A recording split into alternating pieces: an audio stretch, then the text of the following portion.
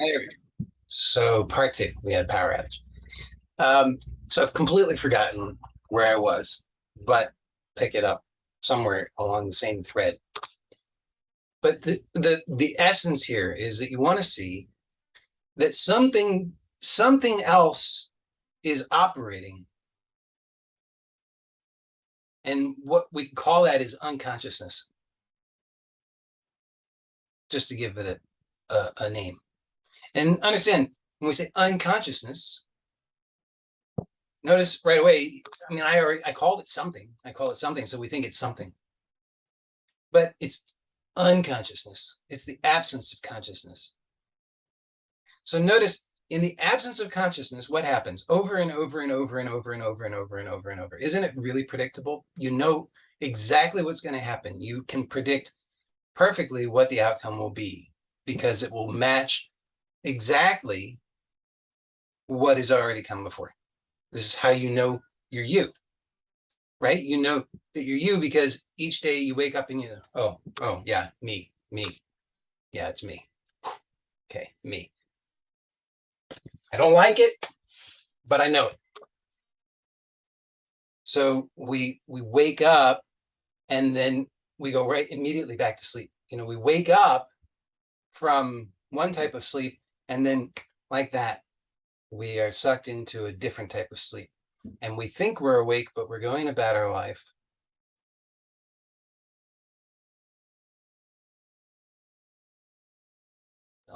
So this is an interesting,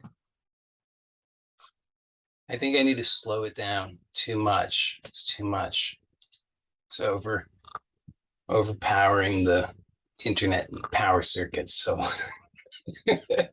so we'll slow it down because it is a lot. And so the key points so far to review are that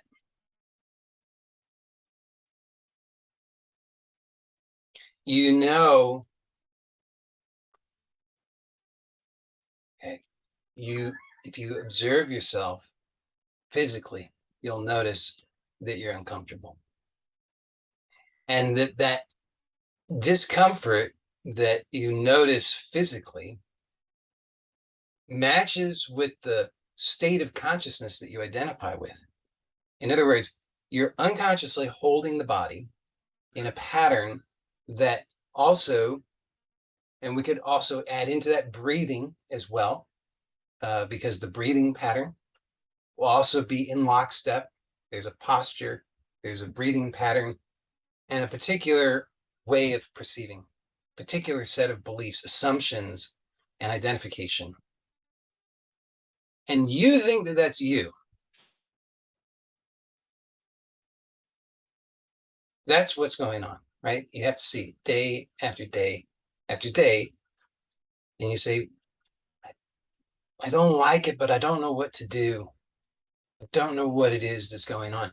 And so you're looking, trying to figure out, what am I going to do?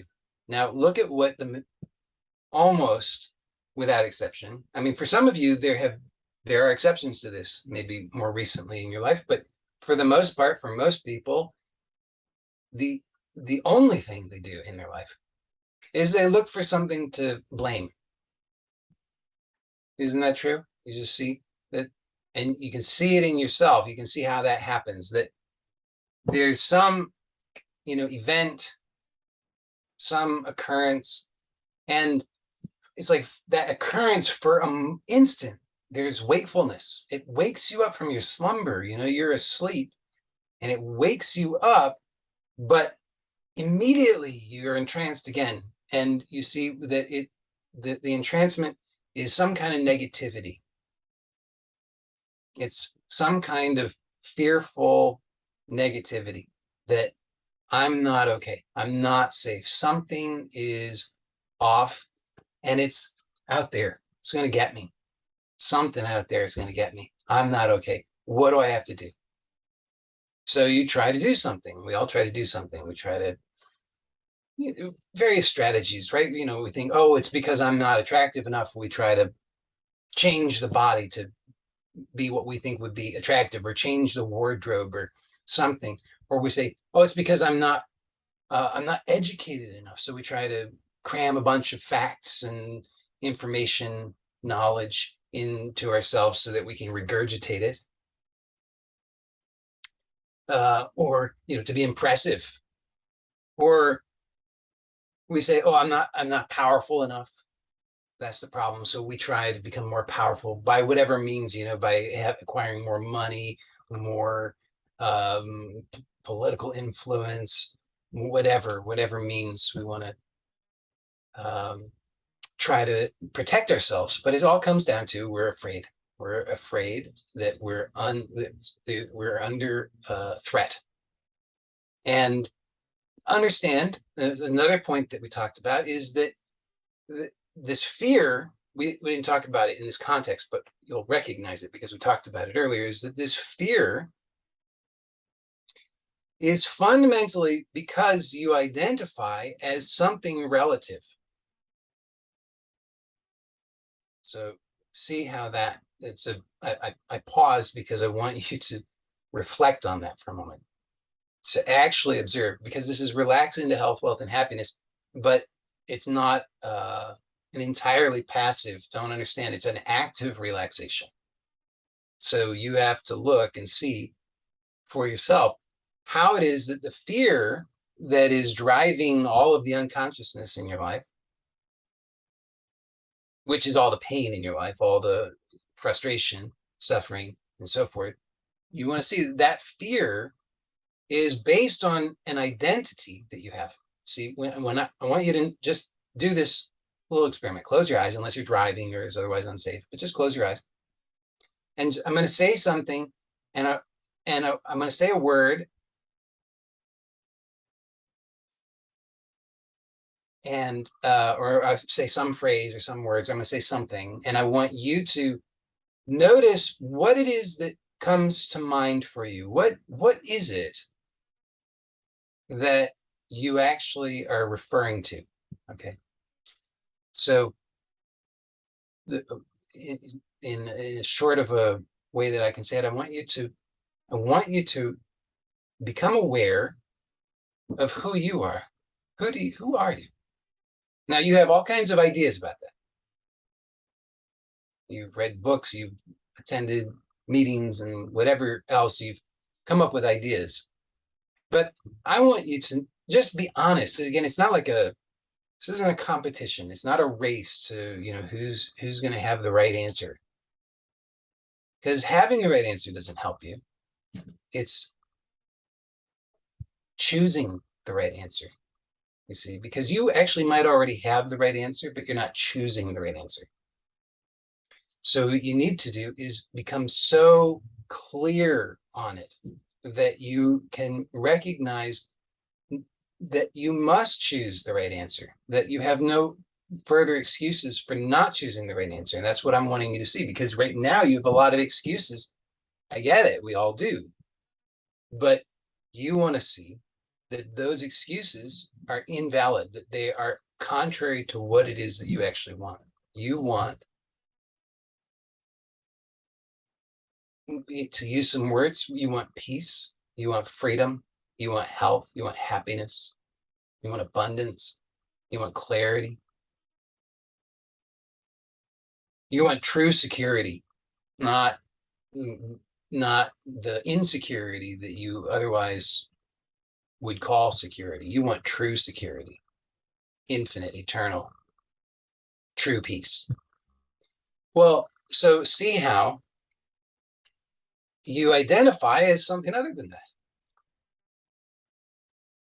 So again, this isn't about having the right answer, it's about choosing the right answer. You might already have the right answer.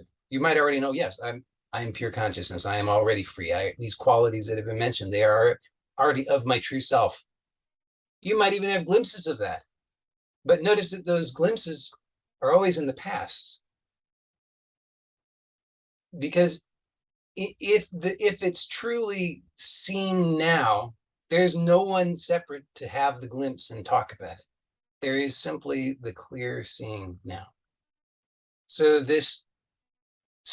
So set aside the ego enough just for a moment to be able to actually tell the truth and see what you habitually identify as.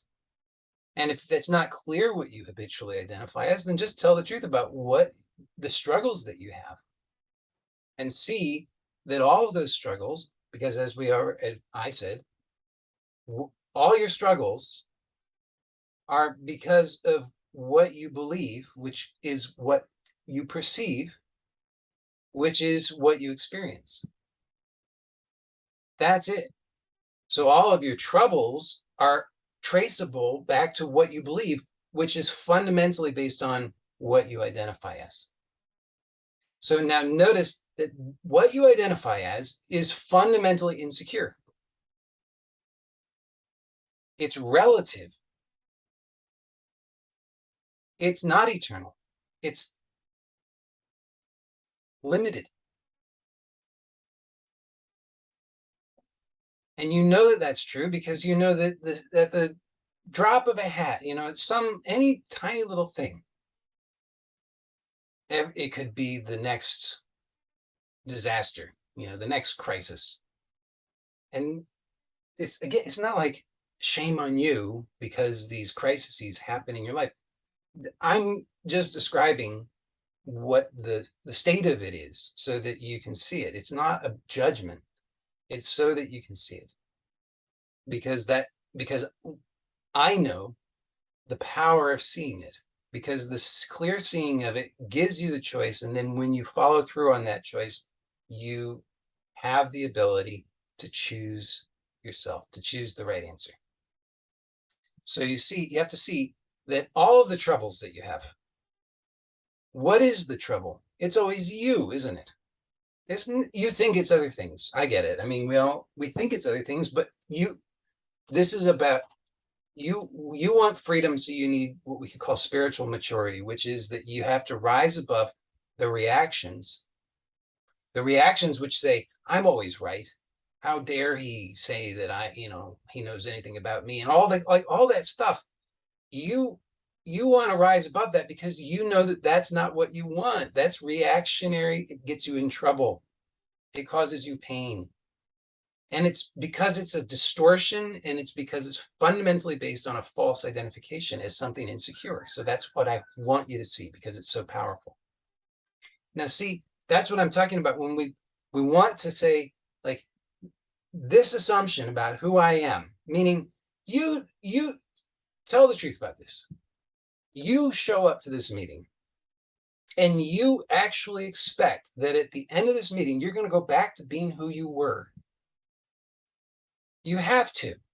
Because if you didn't have that expectation, I mean, I hope maybe today that's not the case, in which case your life could actually change. But every other time, if you've attended the meeting before, then every other time that's been what's happened, right? Because you actually show up to the meeting with a secret or not so secret intention that you're going to go back to the same person that you were at the end as you were at the beginning.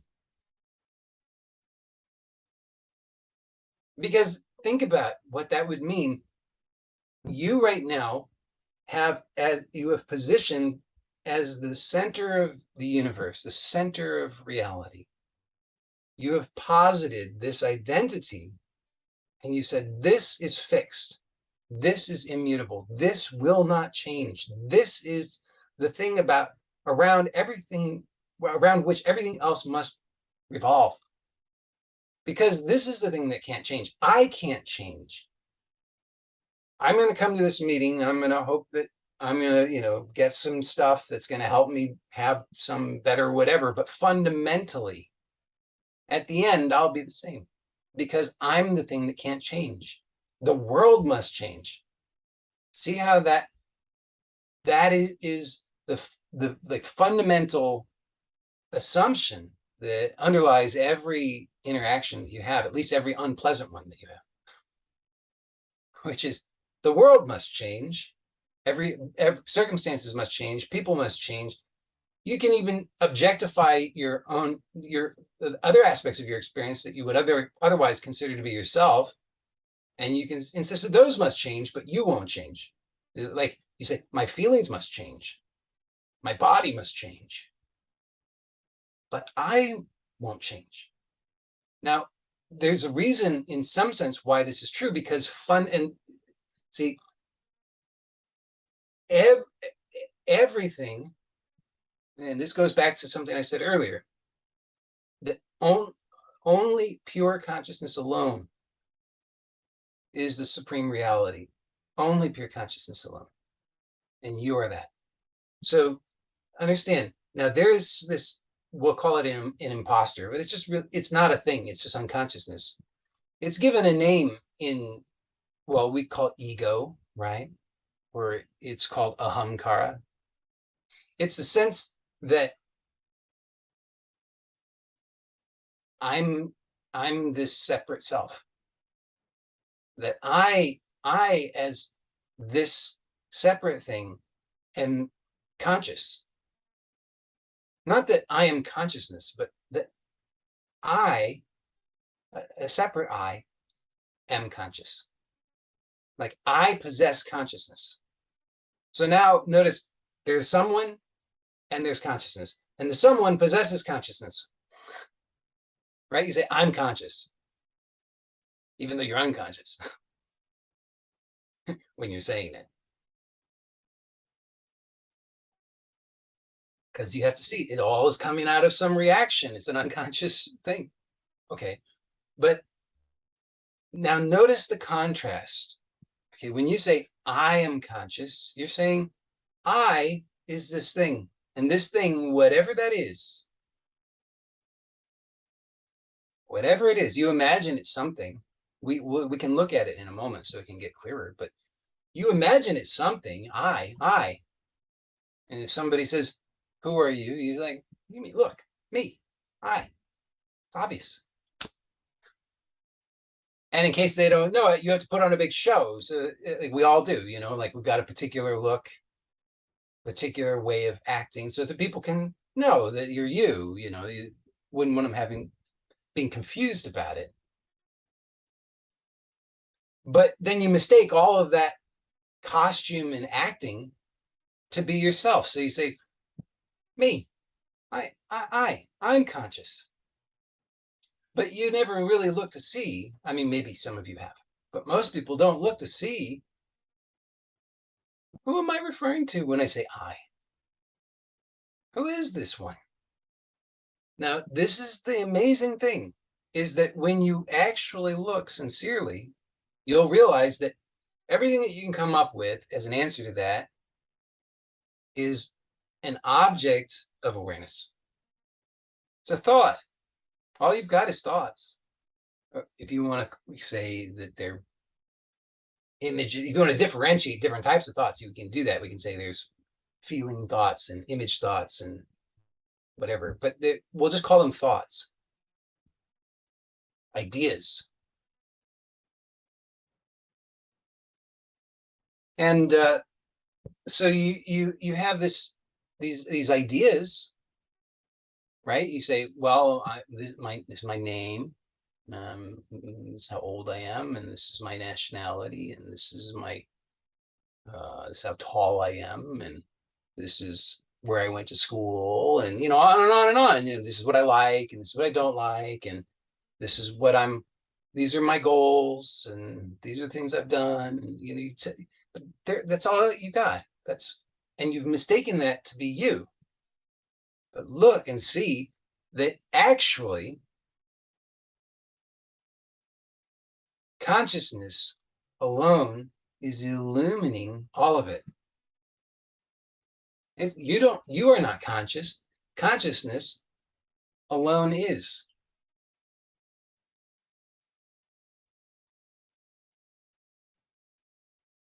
So, but see that this position of positing that I am this thing,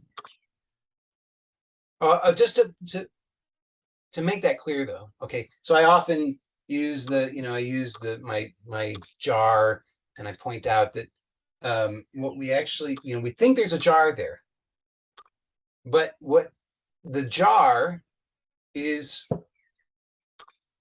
only known by inference, because actually the jar itself doesn't exist. And you want to see that that's true, because that's what's actually happening. You're knowing yourself by inference, which is to say you're not actually knowing yourself. You're mistaking yourself to be an inference. You think, well, there's something there. It's me. And we say it's obvious. Well, it's obvious, me. But it's anything but obvious because there's nothing there except for some notions, some ideas. So you want to see just the same as the jar. You say, well, what do you mean there's no jar? Well, how do I know? By what means do I detect that there is a jar? And I see, well, by way of my senses. And then we can add into that by way of the mind. So it's inferring, it's constructing some abstract thing, and then saying that that abstraction exists, and it's known by inference because of the sensory information. So we say there's a jar, and we say it's obvious. There's a jar. Everybody knows there's a jar. I show it to any child, and they'll affirm that there's a jar. But actually not true. If you show it to a young enough child, they can't, because there is no jar. They don't know of a jar. It doesn't exist for them. It's only because of the entrancement that we say jar. And now, so there's maybe some benefits at a certain level for having that, for having abstraction.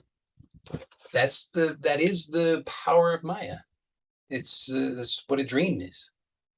So it's not bad. It can be beautiful, but but if we misunderstand and we think that we can know something that doesn't exist by inference, then we're fooling ourselves. And in other words, we're putting ourselves to sleep. And when we do that, we fall and we get hurt. And then we immediately lash out with unconscious reactions, which does what? It reinforces the false identity, right? Because say, I knew it. You see, everything, look in your life and see how you always knew it, didn't you? You're like, there you go. Proof positive that life is how I believe it is. Who can't see it? Everybody, surely it's plain as day. Everybody can see that life is exactly how I always knew it is. No, but whatever your belief is, you see, there's however many billion people, billions, a lot of people. I don't know that for a fact. I know a lot of people from, maybe I know 100 people. I can attest to there's probably at least 100 people. For however many people there are that many different so-called realities, but they're all relative. They're relative to the seed that person is planting and feeding. So then you say, I knew it. You knew it because you're saying that seed is the truth. You've placed that seed there and you've said that's the center of the universe. And whatever that is, you can say, my universe is that I'm a victim and everyone's a victim. It's just a giant victimization thing. That's all it is. And then you look around and you say, see, who can't see it? It's all victimization. And you can write books about it, and you can convince people, you can have a whole following, and start a war. You can do whatever you want. And don't you look and see that's what's going on out there. If you don't see it, please wake up, because that's all that's going on. Is people are being preyed upon by other weak but violent people who are so fearful, terrified, insecure of their of the death of their own false position, that they have to prop it up by getting masses to serve as their buffer against what they perceive is a hostile universe that's out to get them. That's their reality. And then they say, see, it's self-evident. That's how it is. And they have no clue because they're asleep to their own hypnosis. So the same thing is happening for you, but you don't have to be a victim of it anymore because you can wake up. And the way to wake up, I mean, I guess there's many ways to wake up, but one way is to see that the consciousness that it is undeniable because it is illuminating everything. It's inescapable. There's nothing that can occur outside of consciousness. You look and see. You have to look in your life, observe carefully. If you ever catch anything happening outside of consciousness, please let me know. I mean it. I mean, I want you to look. I want you to, if you've got that thing in you that like, what is that? That's some sort of like rebellious or whatever that, if you got that thing that's got to prove, say, I know that I'm right. I know that this world sucks and this guy on the video is is delusional. Great. So now it's on you to prove it. But if you're going to prove it, you have to be willing to prove it honestly, which means you have to be awake, not asleep.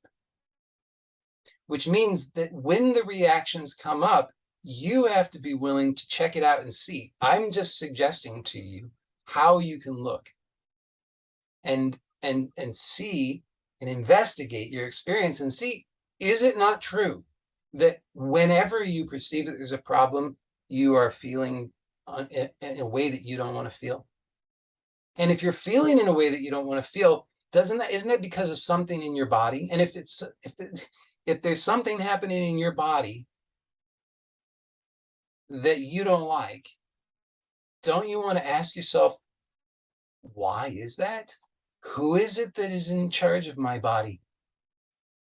Who's doing that to me? Who's causing this? Don't you want to know? I mean, I want to know. I do not want to walk around suffering from some invisible force, an invisible hostile force that's trying to harm me all the time, making me hurt and uncomfortable. I don't want to suffer from that. So I encourage you to look and see, what is it? Where is this thing? Where is this hostile force that's doing this to me? What is it that I'm actually a victim of here? Because what you'll find, I believe, but me telling you this doesn't do you any good. You have to actually look. But what I sincerely believe you'll find, because it's what I find, there is no one there. There is no one there. I am not a victim of anyone. All that is happening is that I am unconscious. That's it. But the instant that I recognize it, guess what? I'm conscious. Now, at this pivotal moment, this is kind of all the setup. Everything that's come before is just to make this point, because this is a pivotal moment. Now, most people will never get to this pivotal moment. So, like when people want to meet with me one-on-one, this is all, I don't know why they want to do it, because I say, come to the meeting. It's the same thing. You can get, it's easier for everybody, but people don't believe it. But what I'm encouraging people in investigating when people want to meet with me one-on-one is to get them to this point, just to see, holy cow, I've been asleep at the wheel. My life has been on autopilot and it's not what I want. And I thought in my hypnosis, in my trance, I actually thought that that's just how it is. And that not only is that how it is, but I actually have to work really hard all the time to maintain it. Think about that. Look in your life to see how hard you work. Oh my goodness. Think about it. You don't want to argue with other people, do you? but you argue with him. You don't want to get in fights, but you do get in fights. You don't want to have judgment, but you do. Think about all the unpleasant experiences that are have nothing whatsoever to do with anybody else, but you're doing them to yourself day and night, right? I mean, you got to see it. So the only the only thing that's going on is that you're asleep, and then you want to see why you go to sleep. Okay, so all this is just to get to this point. So I hope that you're here on the precipice, like lean over into the abyss with me. I hope you are, because that's the idea. I want you to be here realizing, maybe questioning, maybe the center of the universe that I have posited is incorrect. Maybe the pain, the suffering that I experience is, in fact, because I identify with this false center that is all the things that I don't want. Think about it. Think about it. Everything that you don't want is what you identify with. That's my point when I say you plan on being the same person after this meeting as before, because fundamentally you think that's who you are. You don't ever even question it until now, until I'm inviting you, lean over and stare into the abyss and notice, holy cow, I am absolutely unstable. I mean, you should be experiencing vertigo when you stare into the abyss like this, because you realize how profoundly unstable you are. You can't experience vertigo when you are the supreme, but when you perceive that you are this limited thing that's fundamentally insecure, you get vertigo like nothing. I mean, anytime, any little movement, you're like, oh, I feel so unwell. The world's got to stop. What are you doing? Why are you rocking the boat? Don't do that. Don't you all know? Isn't it obvious to you how things should be? Why can't you all just do it the way that I want? So we're staring into the abyss, please. There's good news. I want you to see this false position that you've identified with, you don't want it. There's nothing about it you want. The jealousy, envy, fear, anger, hostility, impatience, worry, on and on. All the things. And you just say, but come on, Joey, you say, don't get with reality. Isn't that what your mind says? Come on, that's Pollyannish of you to propose that there's some alternative. This is the age-old struggle, that it's the human condition. Everybody's suffering. It's original sin. And here you are just saying it's easy peasy, like nothing. Come on, get with reality is what the mind says. And I'm saying you have abdicated your rightful throne,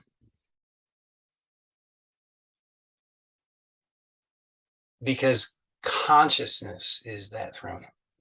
Now, the thing about the throne of consciousness is when you sit upon that throne, you are that. It's not that you sit on the throne, you are that. There's no you there separate from it.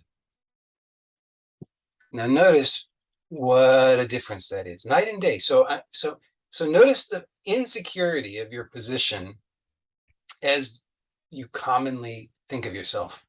When you stare into this abyss of infinity, of eternity, I want you to really allow in eternity. You can do that right now. Allow in eternity, not in some small way, in the big way. Let that in, because it should threaten you. It should give you that vertigo, like, ooh, I'm I'm going to fall in, and then who will I be? And then I won't be able to get back. It should give you that eternity, infinity, boundlessness. Now, you can go to sleep at this point, and this is the mistake that we make. I want you to see it, because this is what happens. Because I often say, okay, you can have a glimpse of this. Week after week, I invite you to have a glimpse of this. And then I suggest that, okay, if you just keep having the glimpse, and then you keep looking and noticing that, what is the fundamental truth of this glimpse, and how is it that it's always here? That this is what you really want. This is what will ultimately result in what you really want. But the problem, I guess, is that maybe we don't fully understand how there you go. Message comes across. I don't want to lose that. I don't want to lose this identity. I don't want to lose this self. It's so precious to me. There you go. So that shows you what the problem is. Perfect. Absolutely perfect. Now, you want to go swimming in the ocean. You want to experience the raw power of the infinite. But you want to do it in some safe way. You're like, I'll go in a little submarine. But think about it. That's not what you want. That's the false, trying to protect itself against eternity. It's saying, I'll just put myself in a bubble, protect myself against eternity. It's the same as saying I'll collect around me masses. If I have 100 million followers, maybe that will be enough, and then I can, maybe not, maybe 200 million. Yeah, half a billion.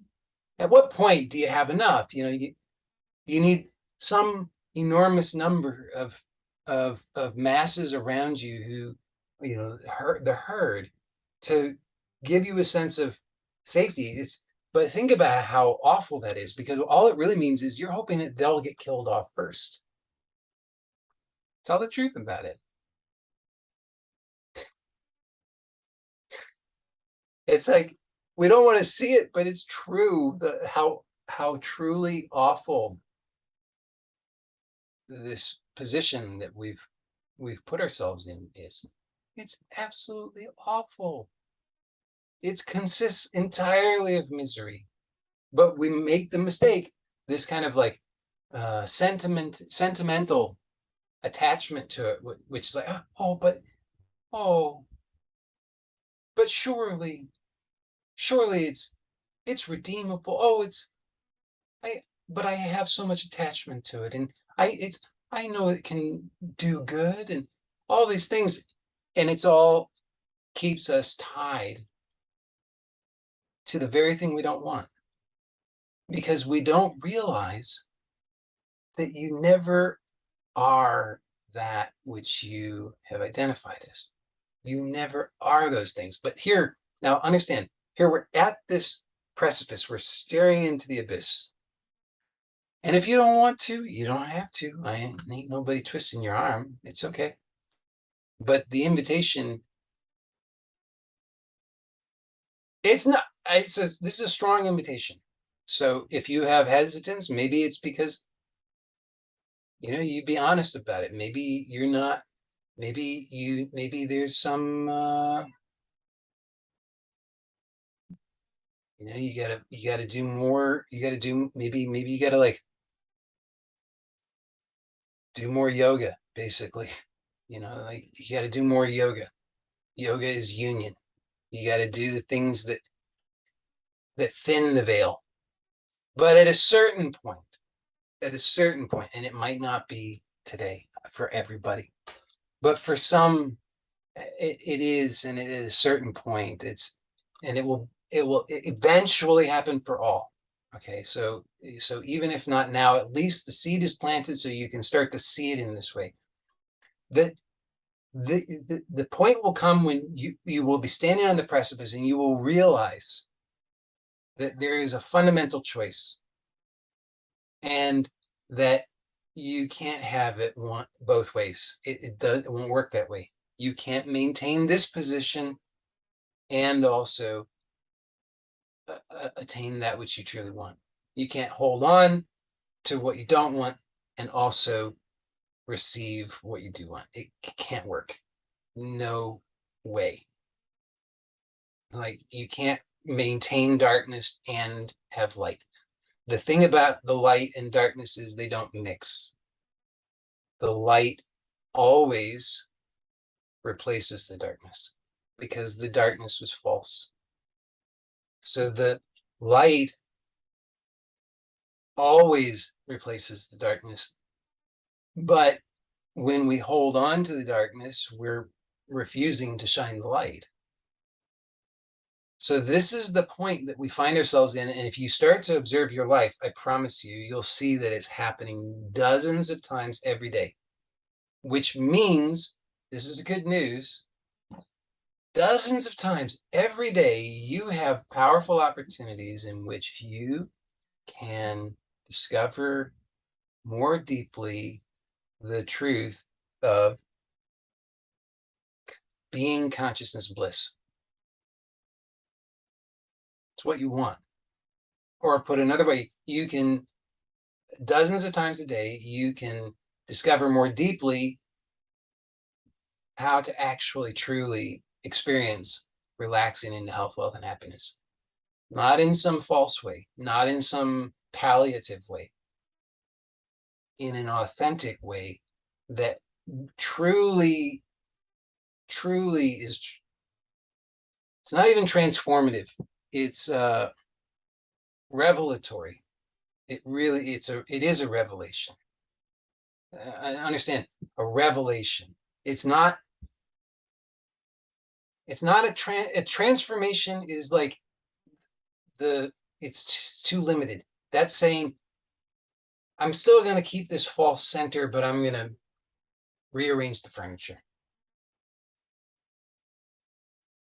The revelation is to finally tell the truth and realize in the instant, I have a choice. So you see dozens of times a day how this happens, where you are noticing that there's a reaction. And you can see that the reaction, your clue to the reaction is you don't like the way you feel. And in that moment right there, you are being presented with a deeply compassionate lesson from the true teacher. It is a gift from the Supreme. It is truly a divine gift. And so it's happening to every one of us. This is understand what infinite compassion. We think we understand something of compassion, but look, there's a limit, because we know at a certain point, we're going to say, enough, time for me to eat, like, I'll serve all these other people, but eventually I got to be served. And we want recognition, we want somebody to say, good job. We want life to reward us for our good deeds, right? We say, I'm going to do all these good deeds. I'm going to do all of this selfless service. But at least I expect a meal out of the deal, or at least I expect that somebody's going to say thank you. At least I expect somebody's going to acknowledge me. At least I expect nobody's going to kick me, But here, the life itself, the supreme reality, consciousness, whatever, God, however you want to understand it, is not only does it, look, let's get real, endlessly, not even dozens of times a day, every single instant, like you can't miss it, is offering you such compassion that it is showing you, it's saying, you, what do you want? And you say, I want peace. And it says, here you go. And then what do? You shout insults at it. You kick it.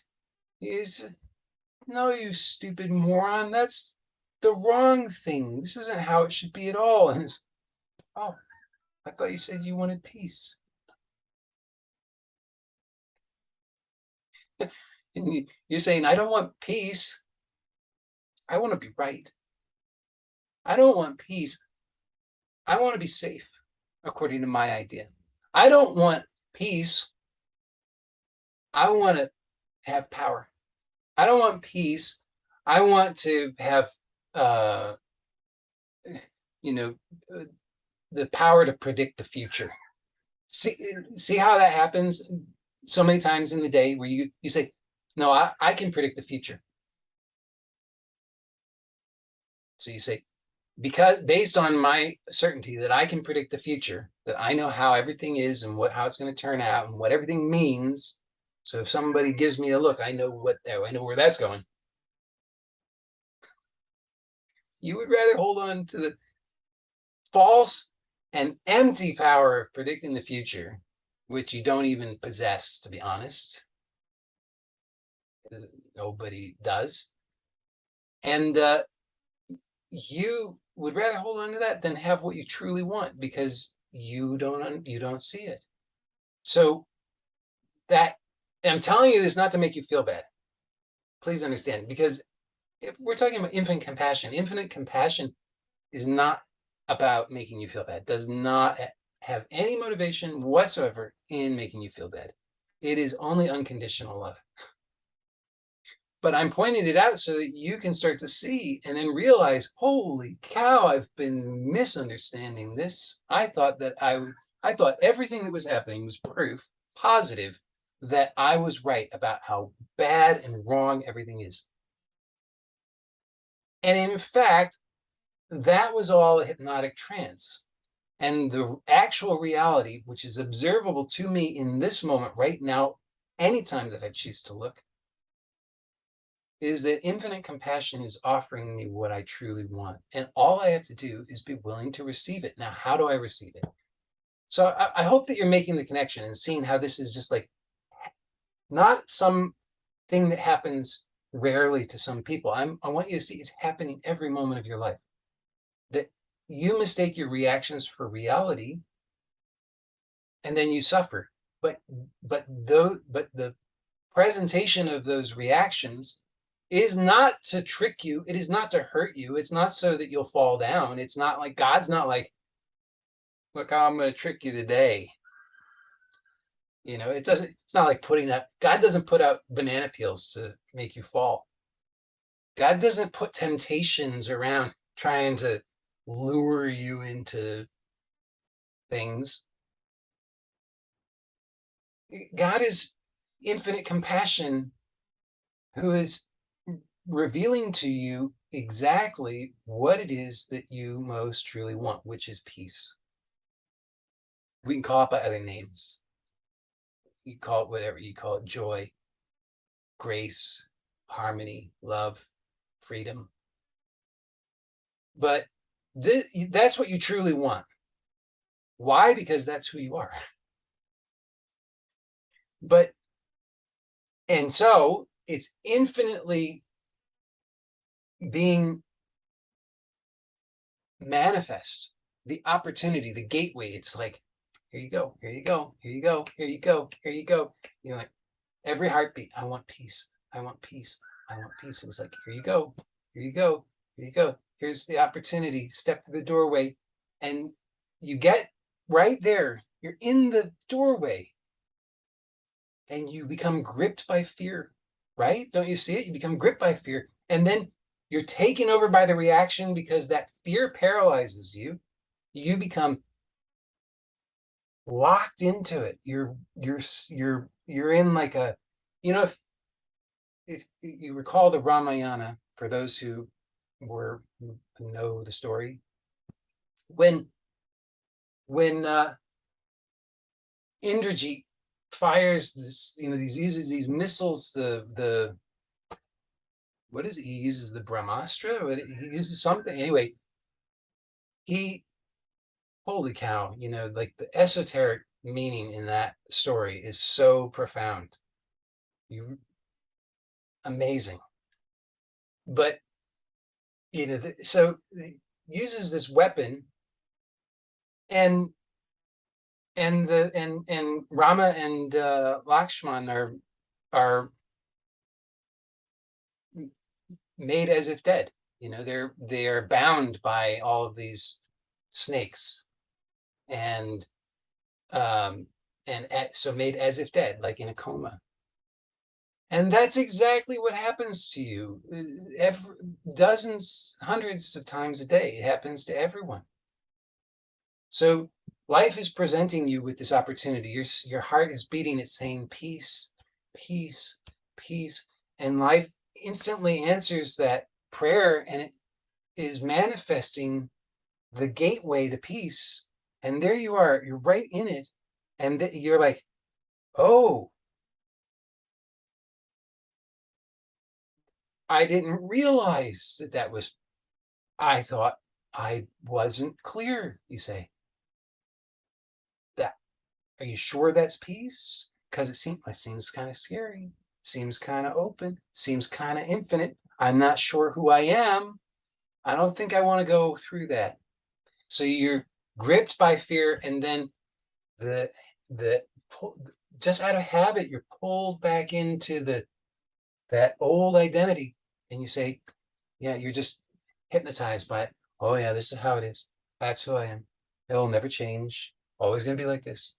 But the answer is right here in this instant. You don't even have to wait at all.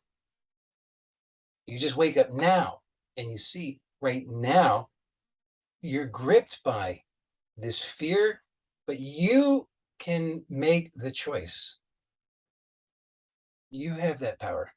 And I want you to use that power right now.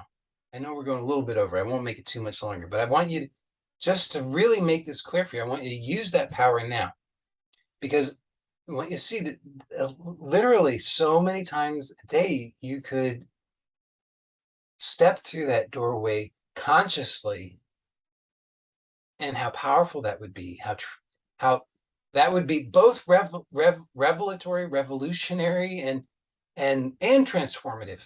That's the power of it, is that it would both see, because you're still there's still going to be the appearance. That's why it said, Maya. So Maya is the veiling. Leela is the play. Maya and Leela are one. It depends.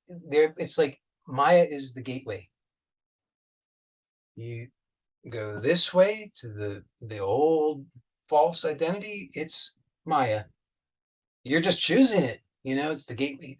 Here it is, and it's like, choose, and you say, I'll choose Maya.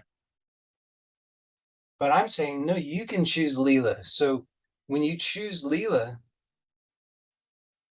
when you choose the truth, when you choose, I think, I don't know if it was in this meeting, or maybe it was in this meeting last week. I introduced this notion of worship, that we're talking about the same thing here.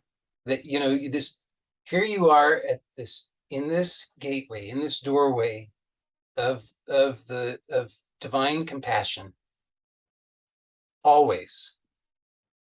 And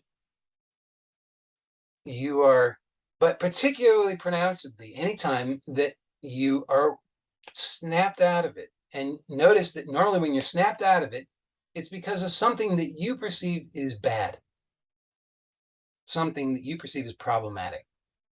You say that person's doing the wrong thing, that shouldn't have happened, whatever. Something seems to, you think something is wrong. When you go down that path of believing that something is wrong, you're worshiping Maya. You're saying, I want unconsciousness. That's for me. And why? Because Maya is not bad. Please don't misunderstand. Maya and Leela are the same, but Maya is that aspect which is unconscious. That's what all it means. It just means veiling, unconscious. So you're choosing that. You're saying, whoa, no, nah, no, not gonna, I'm not gonna choose truth. I'm gonna choose fear. That's for me. So every time you do it, I want you to understand that, and the same point I've made many times, I'm gonna say it again, that what you believe is what you perceive, and that's what you experience, and that's your reality. You don't know anything else outside of that. You think that you're experiencing an objective reality, and you think that you know something about it, and that's absolutely wrong. You don't know anything about it, because that's entirely an inference, and that inferential world exists entirely in your imagination. Just see the truth of that, it's entirely in your imagination. And when you understand the power of that, I'm talking about, honestly, see how radical this is. I'm saying everything, everything, everything, every single thing, that there is no objective reality out there that you are interfacing with. You are only relating to your own reactions, your own conditioning. So the power of that is that you can choose Maya or Leela. When you choose unconsciousness, when you choose to believe that you are the things that you identify with, which are unstable, which can be destroyed. So it's anything that is unstable or can be destroyed. So think about what that means. Physical body, personality, thoughts, feelings, emotions, like all of these things that come and go, and you're identifying with them. Political beliefs, anything that you think this is right or wrong, good or bad, this is how it should be, shouldn't be, this needs to be protected. Any of that is a vote for Maya. You're saying, I want ignorance. Give me more of that. And notice the only reason, well, two reasons you don't choose Leela. One is ignorance, but you can't really claim ignorance any longer, because hopefully, as long as I hope I've done a good enough job in pointing this out, so that you can't claim ignorance anymore. So then the only reason is fear. Because what's happening is you're being asked, you're being invited, you say, I want peace. And so life instantly reveals to you, well, here, choose peace. But in order to choose peace, you have to let go of what's not peace. Well, guess what? You've been identifying as not peace. That's why you want peace. When you know peace, you don't want peace. You are peace. You can't want what you are. You are what you are. But you want peace because you perceive that you're not peace. Well, so the prayer is instantly answered. It says, here you go. Choose peace. And you say, oh, but I think I'm going to choose fear. I'm laughing, but I know it very well. That's why I can describe it. But, so it's fantastic. It's amazing. I told the story recently about, butchered as usual, about Narada and Krishna and the lesson in Maya. See how that's playing out. That's what I'm describing, is that remain here. Choose the supreme reality. Choose Leela. Choose consciousness. Choose awareness. And when you're faced with the fear, you have to see that all that you're struggling with, all you're wrestling with, is that you're gripping to something that you falsely identify as. You think, oh, I don't think I could do that, because if I did, oh, I might I might make a fool of myself. Oh, if I did that, things might go badly. Oh, if I did that, they wouldn't respect me. Well, if I did that, then I might go bankrupt. If I did that, I might starve myself. Like, you have all these fears about what might happen if you don't keep doing the same thing. But you want to see what you've been doing is catastrophic. Stop doing it, please. You don't want it anymore. So I hope that's clear. I hope that's uplifting, because it really should be. I want you to understand that. I want you to feel that true empowerment. It's not the false empowerment of I'm going to change my life. It's the true empowerment of that the life that I truly desire already is, and all I have to do is choose it. I don't have to work really hard to do something. All I have to do is stop choosing what's false and accept what is true, because I desire that which I actually already am. That's it. You desire what you already are. You just fear that you're not that, and so you fear choosing it, because you fear, oh, if I chose that, then what would happen to this false thing that I identify as? Well, you know very well what happened to the false thing that you identify as. It would go away, because it's always been false anyway, and it was painful. You didn't want it. You're identifying as insecurity. You don't want insecurity. So when you're faced with true security of eternity, presently, choose that. And that means letting go. And so every time the thoughts and the posture, remember, just to tie it all back together, you want to see there's a posture that comes up, that creeps up, and then there are thoughts. There's a kind of state of consciousness that comes, and it's a habit, and it locks you into something that entrances you. So when that happens, you want to be aware. You want to notice, oh, I don't like this. I don't like this feeling. I'm not going to be taken over by it. I can be present. I can choose peace. Don't turn it into a struggle. It's not a war.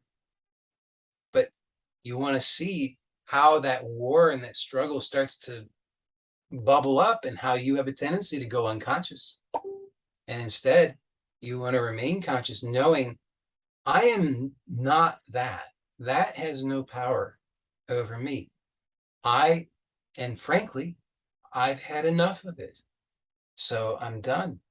I won't choose it. I won't go there anymore. I'm no longer going to entertain these things that only hurt. I won't do it.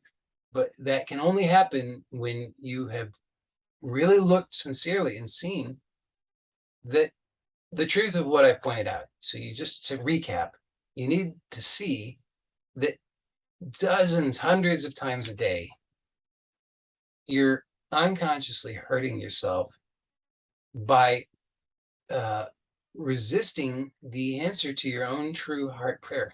Your true heart prayer is peace. The gateway is presented to you, and then you react with hostility, fear, and anger, and so forth. You say, I knew it. It's just proof that life is as terrible as I always knew it would be. And it's exactly the opposite of that. It is it is eternal, perfect, unconditional compassion. And it will never, ever give up on you. So, because it's who you are. So embrace yourself now. Receive yourself now. Choose peace now. And that just means you just have to see the false as false, even though the habit is there. The posture comes up, the gripping, the tensing, the thoughts, the images, the fearful imagination, and all. But don't fall for it anymore. Instead, look, that's all. If you turn around, it's like, I know I said I was going to fit. Just one last thing. There's this mythological theme of like a test in which you can't hesitate, you can't look back, you can't look to the side, you have to remain true. And that if you remain true, you cannot be harmed. You are absolutely guaranteed safety. that you just remain true, you just stay true, just on the path. If you just stay like the razor's edge, you just stay here. You don't, because if you turn around, what's going to happen? It's like uh um uh uh Lot and his wife when they're escaping from Sodom and Gomorrah, when they had been, because they were said to be vouchsafed by whoever, they're virtuous people, they were spared. God sent an angel or some angels saying, look, you're in a wicked place with wicked people and God's going to wipe them all out. Think about the symbolism of this, please. This is exactly what I've been talking about. You in essence are virtuous, and you live in a wicked place with wicked people. All of these habits that you don't want, the hostility, insecurity, and so forth. And God has sent an angel saying, God is going to spare you because you're virtuous, but you must evacuate because God's going to wipe out the wickedness. Why?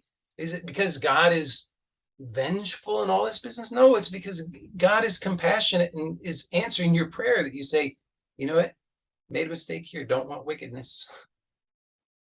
I can see that I was investing in wickedness, I was growing wickedness, I was living in wickedness, but yeah, I now realize that's not true. In my heart of hearts, I'm virtuous, I want peace, so God will spare you. But the messenger, the angels come, they give the message, and they say, don't look back.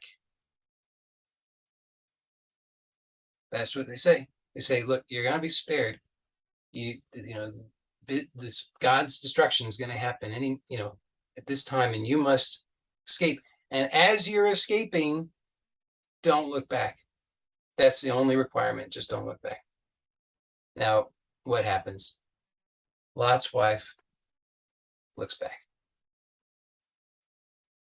and she is turned into a pillar of salt. So that's the thing, is that's the secret. That's the secret to passing through this gateway from Maya to Leela, is every moment of every day, always, is just don't look back. Know the truth. Know that you know what is true in your heart, that you hear that heartbeat of peace, peace, peace, and know that that peace is supreme, that that peace is eternal, that that peace is infinite, that that peace is pure consciousnness, that you already are. And all you have to do is just don't look back. And then what is looking back? Looking back is when you say, oh, I'm not sure. Maybe I should be giving attention to the things that I don't want, the fear. And then what happens? You're paralyzed, turn into a pillar of salt. So that's the secret. And it's by grace, it is happening for you in your life. All you have to do is choose it, which you have so many opportunities every day. So please do choose it. Please see what a gift that is. See what a blessing that is, and be grateful for it. Have gratitude. You don't need to fake it. Just see the truth. See, wow, goodness truly is. Pure consciousness alone is the supreme reality, and I am that. So with that, we'll conclude. Thank you, everybody. Hope you have a wonderful and blessed weekend, and blessings to you all. Bye for now.